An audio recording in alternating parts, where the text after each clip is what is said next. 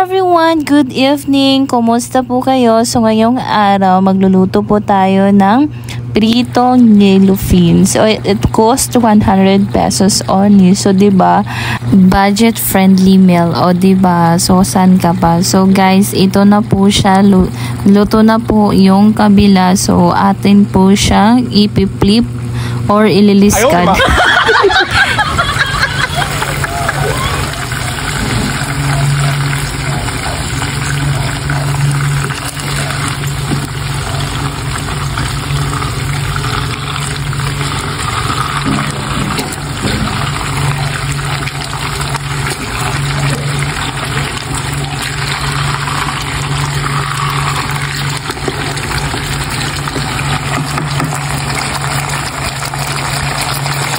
So, ayun na guys. Tapos na po nating i-flip or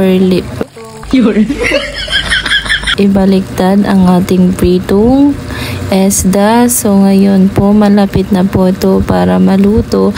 Kung umabot kayo sa video to, please share, like, and subscribe to my profile page and have an engagement. Count me in, guys. Sana po na-enjoy kayo sa panonood. Yun lamang po. Bye-bye!